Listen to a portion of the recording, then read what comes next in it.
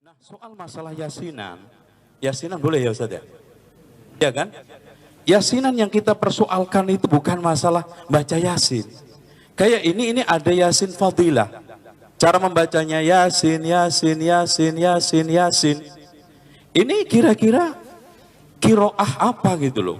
Padahal Ibnu Abdul Bar aja sebagaimana yang telah dinukil oleh Imam As-Suyuti di dalam kitab Al-Itqan, membaca Al-Quran dengan kiroah syaddah itu ijma' haram. Apalagi ini syaddah aja enggak. Kita tidak pernah mendapatkan dari manapun akwal ulama dari kiroah yang sab'ah walaupun asyarah walaupun isrun kalau kita kembangin, enggak ada pernah satupun yang membaca memberikan suatu bacaan yasin, yasin, yasin. Padahal jangankan menambah sampai 7, nambah satu huruf aja itu kalau amdan bisa dihukumi oleh para ulama kafir. Menambah satu ayat di dalam Al-Quran, satu lafaz dalam Al-Quran, satu huruf nggak boleh. Nah inilah. Nah oleh karena itu yang kita persoalkan bukan baca yasin. Yang keduanya adalah mengkhususkan. Ya, mengkhususkan sesuatu yang umum, karena ibadah yang mutlak harus kita biarkan mutlak, ibadah yang maksus kita harus biarkan maksus. Bisa saja tertaksis oleh waktu, tempat, atau kaifiyah, ya kan gitu, atau kadar, atau sebab, ya. Dan yang tidak kalah pentingnya adalah jenis. Selagi ibadah itu tidak terkait dengan jenis, sebab, kadar, kaifiyah, kemudian termasuk sifat itu, tempat dan juga waktu, maka kita biarkan mutlak. Artinya iqra'ul Quran wala ta'kulu bihi, begitu aja. Atau yang jelas Rasulullah SAW mengatakan man qara'a harfan min kitabillah falahu bihi hasanatun, kapan saja termasuk surat Yasin.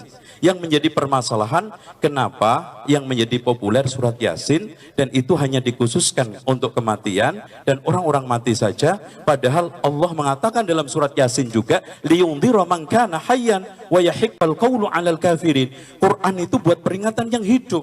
Walaupun di antara para ulama menafsiri hayyul qalb. Ya, tapi kalau orang punya hati hidup, badannya nggak hidup nggak mungkin juga. Intinya bukan untuk orang yang mati. Nah tentang masalah ihda itu nanti kayaknya tidak masuk di dalam percaturan ini ya. Dengan demikian saya pelajari beberapa kitab, dari mulai kitab-kitab yang kecil sampai besar, di dalam kitab-kitab yang dikaji di pesantren, nggak ada yang menyunahkan, minimal mengatakan makruh.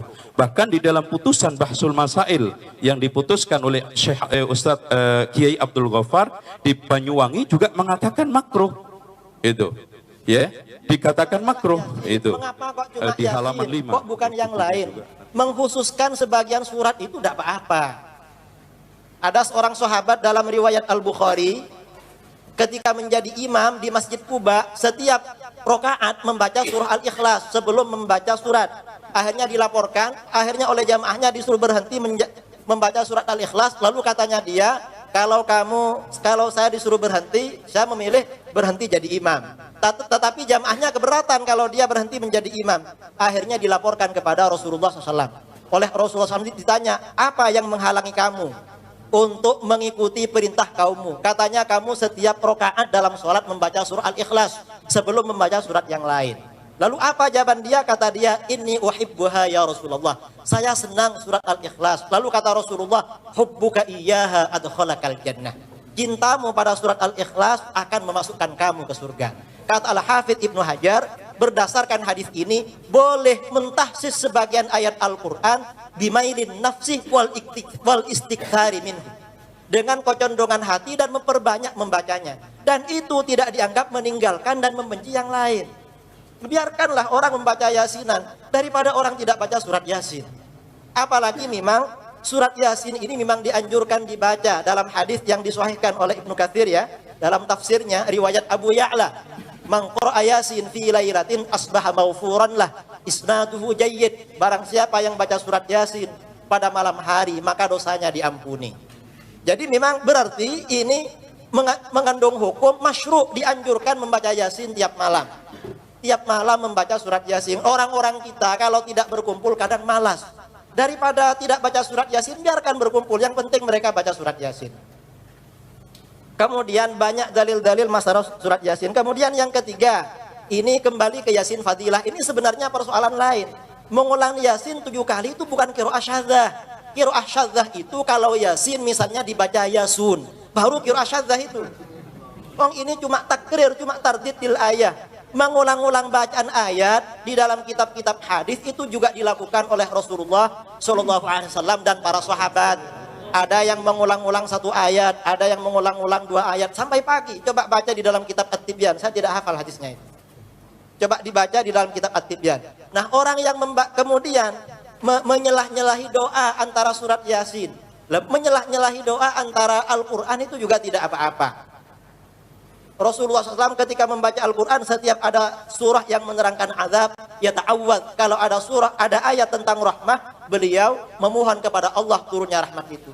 Mungkin orang yang baca surat Yasin ada hajat khusus itu.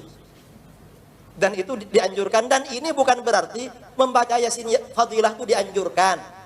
Tidak ada pernyataan ulama baca surat Yasin lebih afdal dari Yasin fadilah lebih afdal. Tidak ada. Cuma kalau membaca surat Yasin dengan cara seperti itu dan ada ijazahnya, insya Allah ada khasiatnya. Dan khasiat ini diakui oleh para ulama, termasuk dalam kitab yang disebutkan tadi, Al-Itqan fi Ulumil Quran, karangannya Al-Imam Al-Hafiz Jalaluddin As-Suyuti, ada bab khusus fi khawasil Quran. Bab yang menerangkan tentang khasiat-khasiat Al-Quran.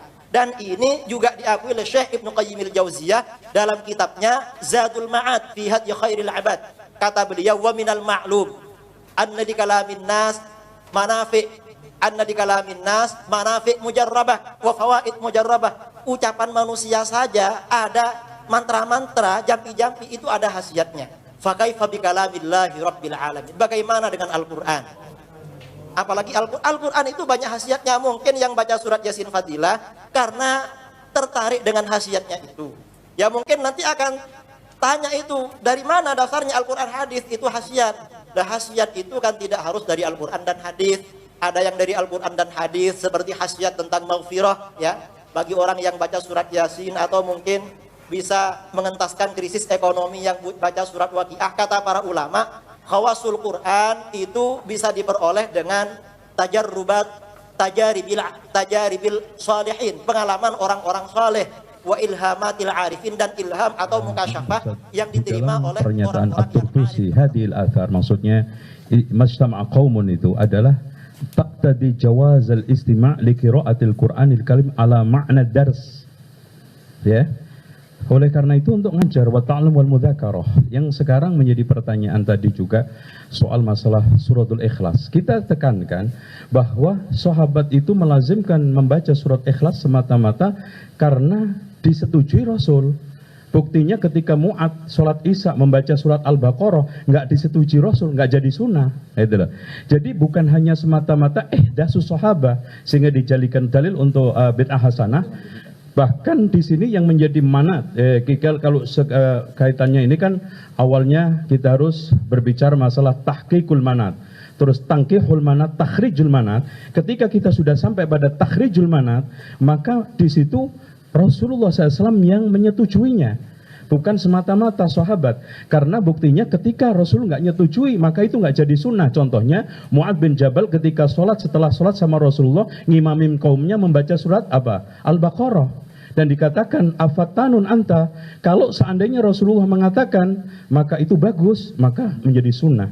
Oleh karena itu, nah tentang masalah Ustadz tadi, ilham solihin dan yang lainnya bisa menjadikan untuk menentukan khasaisul Quran. Kenapa kita tidak dahulukan wahyunya Rasulullah? Ya, oleh karena itu maka di sini iyyaka qaulun walaysa laka imamun. Waspadalah kita terhadap suatu pendapat yang kita tidak punya panutan sebelumnya, sebagaimana dikatakan oleh Imam Ahmad. Saya tutup. Beliau mengatakan kalau yang buat itu dari orang lain mungkin tidak apa-apa. Saya ingin ulama siapa yang pernah seperti yang ngomong seperti itu, dari NU atau dari manapun, dari Syafi'iyah. Maka habisin dulu ya masalah baca Al-Quran bareng-bareng. Itu ada yang darus, ada juga yang yatlun, yang memang itu oleh para ulama yatluna kitab Allah, membaca kitab Allah, dan itu disebutkan dalam ijtima' bidzikr, bukan dari Al-Quran, bukan. Kemudian masalah surah Al-Ikhlas dengan Mu'ad bin Jabal menjadi imam dengan surah Al-Baqarah. Ya kalau surah Al-Baqarah ya dimarahi karena kepanjangan, kasihan jamaahnya. Kalau surat Al-Ikhlas ya pendek. Orang yasinan itu yang datang semuanya sukarela. Dan itu cuma berapa menit itu? mungkin 5 menit, 10 menit selesai. Jadi beda dengan surah Al-Baqarah yang panjang-panjang itu. Ya. Kemudian, jadi perlu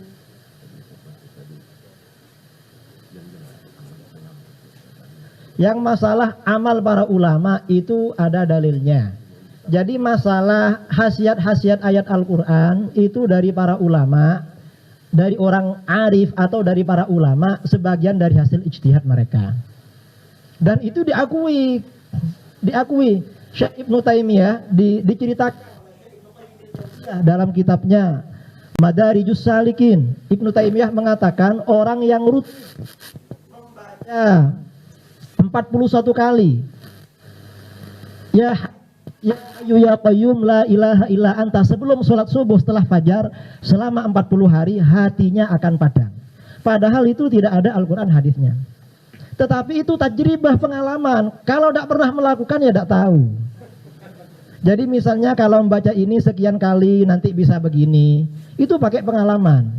Dan di dalam kitab-kitab ulumul Quran tadi ya, ulumul Quran, Al-Itqan fi ulumil Quran, Al-Burhan fi ulumil Quran, itu diterangkan tentang fi khawasil Quran.